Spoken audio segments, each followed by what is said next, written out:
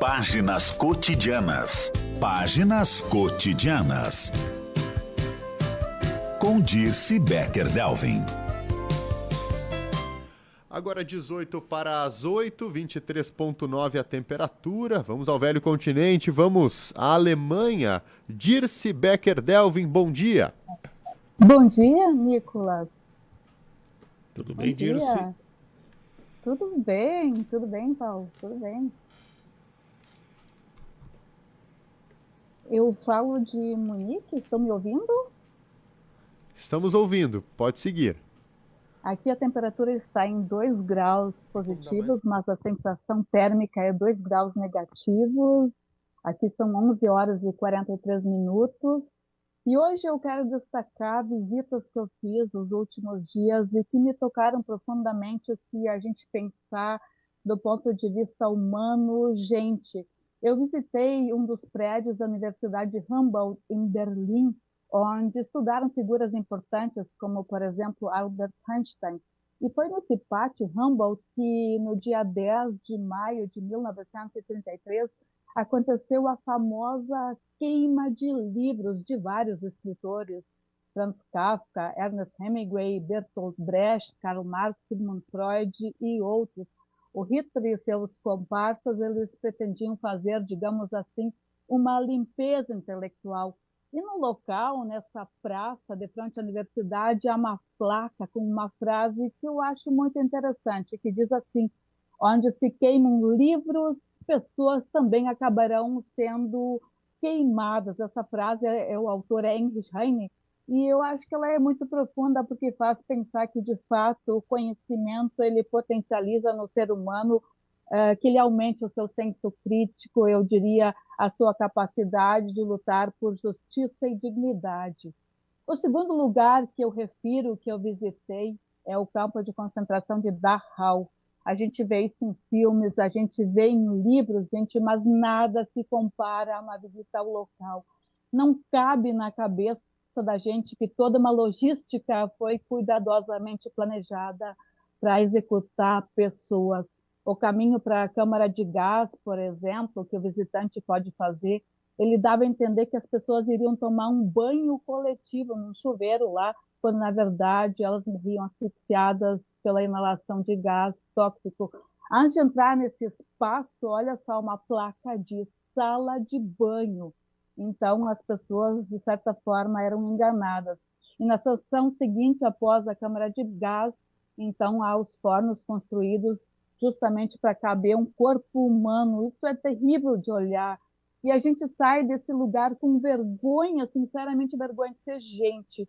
E eu penso que talvez a gente pode se recuperar de novo do ponto de vista emocional, quando a gente pensa que no mundo todo existem também as mais diversas ações que zelam pela vida humana.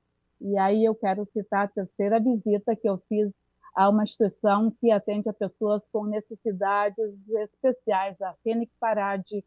Então, lá eu visitei alguns moradores que residem no local há décadas, gente que nasceu com uma deficiência, gente que sofreu um acidente e ficou sem nenhuma mobilidade, gente que só mexe a cabeça e que depende o tempo todo de outra pessoa para seguir vivendo.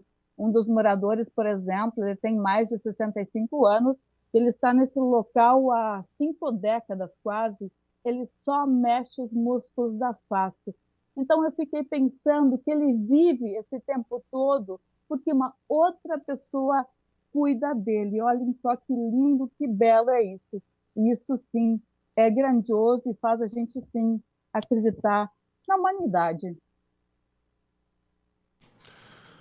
Muito bem, Dirce. Muito obrigado por compartilhar um pouco aí das tuas experiências e siga participando conosco e contando especialmente esses bastidores.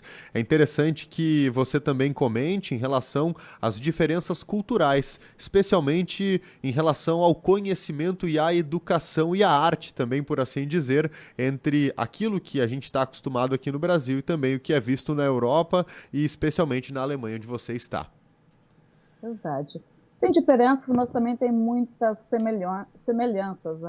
A gente pensa, talvez, no mundo mais que perfeito, também tem várias questões que incomodam. Ontem, por exemplo, nós viajamos de ônibus e chamou minha atenção, porque eu sentei bem na frente, eu entendia que aqui as regras de segurança fossem muito severas, mas o motorista, por exemplo, não usava cinto de segurança e o tempo todo conversava com uma moça que estava ao lado dele e também não usava cinto de segurança. Eu dizia para o meu esposo, nem todas as coisas funcionam tão certinho assim.